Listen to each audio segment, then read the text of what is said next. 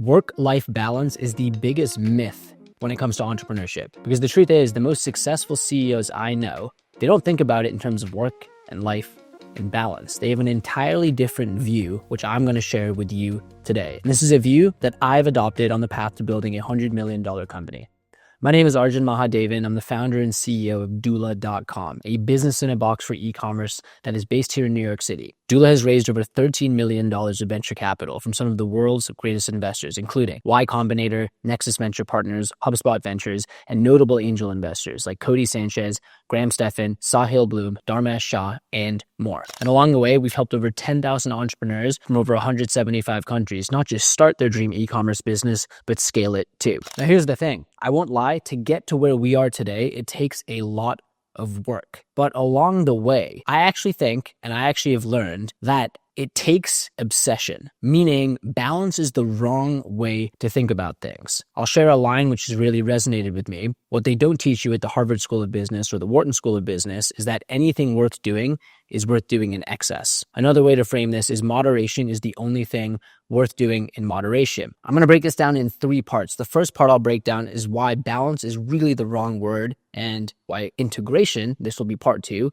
is the right framework to view this. And then part 3 is I'll go through some actual integrations I use, an integration framework or playbook, if you will, so you can see how you can integrate things across your life. Let's dive in. The very first thing is a lot of people say work-life balance, but here's the problem with balance. When you hear the word balance, you probably think of balance beam or a scale. And what you're thinking or picturing is a scale like this, where you're either one side putting weight, which means that that side has to go up or the other side goes down. So you can be perfectly balanced and have equal weights on both sides. Or let's say you actually invest on one side of the scale. Now, all of a sudden, that area of your life, there's less there and there's more in another area. Now, that doesn't mean a balance doesn't have its purpose, but when it comes to entrepreneurship, I think this is the exact wrong way to think about it because it implies strict trade-offs. It means you have to spend more time on work and lose more on life, or you have to spend more time on life and lose time in health. Whatever 2 dimensions you're choosing, this implicitly implies that you can't have it all. You have to have one thing at the expense of the other thing, which I think is complete BS. So let's flip the script now and talk about integration. Instead of thinking about things like a balance beam, think about them like a flywheel, where you have one thing which leads into the other thing, which then leads into the other thing. And as you can imagine, this goes on forever. So instead, you actually aren't making these strict trade-offs. The 2 things power each other. Now, you might be thinking, okay, I get the concept of balance and I get the concept of integration. Can you actually show me how this works in practice? So now let me go through some actual examples of how you can think of this concept of work-life integration versus work-life balance. So let me give you one current example now. A lot of people say that you have to choose when it comes to entrepreneurship between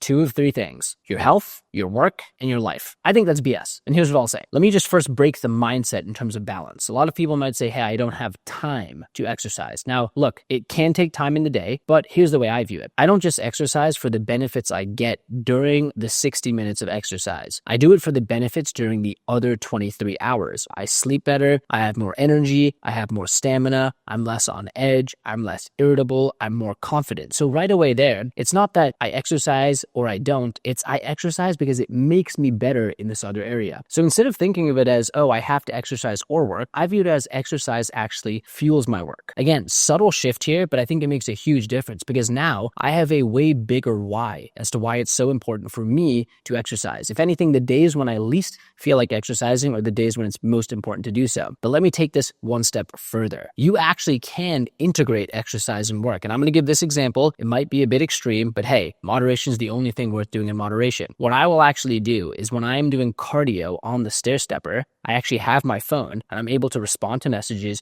or check email. So now I'm taking the integration to the next level because not only is exercise fueling the remaining 23 hours of my day, but quite literally while I am exercising, I am working. So all of a sudden, you've gone from this mindset of, oh, I either have to work or I have to exercise, to first, exercise makes work better and you can exercise while working. So again, I'm using exercise and work as an example here, but you can apply this to other dimensions where you feel like you're potentially making trade-offs. So in summary, the three things you need to understand here are that one, balance is really the wrong framework when it comes to entrepreneurship, because the truth is it requires a ton of obsession and investment into one thing to see outsized results. So instead of thinking about things in terms of balance, think about integration, where there's a flywheel and you actually can find creative ways to integrate. That's what I did when I would take work and integrate it into doing cardio on the stair stepper. And the third thing is you can actually go through and find more of these examples in your life. Maybe when you're reading a book, you can read a book that helps you with work. You've now integrated your hobby of reading and with work. And here's the final thing I will say. Overall, I think society has a cultural prejudice against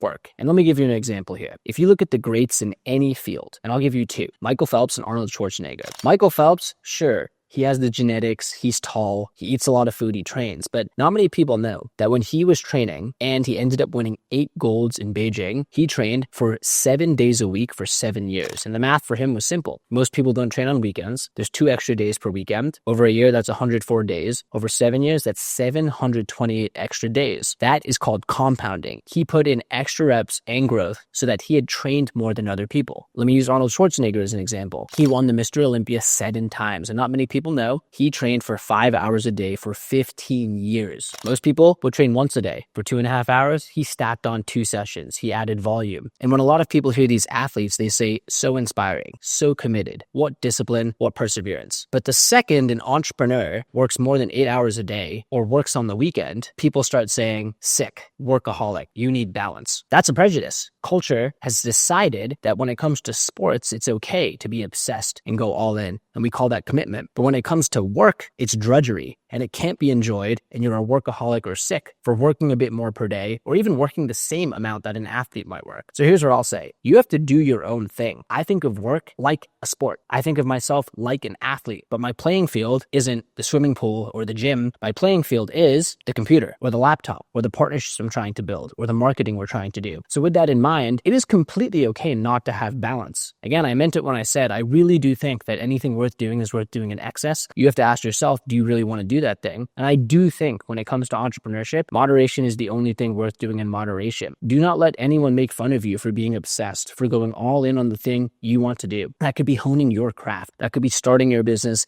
That could be scaling your business. Don't let a cultural prejudice, don't let other people who haven't found that obsession or purpose hold you back. You should do your thing. You should go for it. And again, it's okay to be obsessed, but even with obsession, you can have integration. You can choose the things and integrate them in your life. That's a wrap. I hope this resonated. Thank you so much for watching. And if you are an obsessed entrepreneur starting or scaling your dream e-commerce business, that's why we build Doula. So we can help you with formation, bookkeeping, and taxes, really anything back office, so you can focus on what you do best while Doula handles the rest. You can head to doula.com and book a demo today to chat with our team. And I want to be a small part of the journey. Comment down below if you agree with this framework, if you disagree. I don't mind. I won't be offended. I actually want to hear, do you agree? Give me your strong opinions, loosely held or strongly held. And I can't wait to see you in the next video.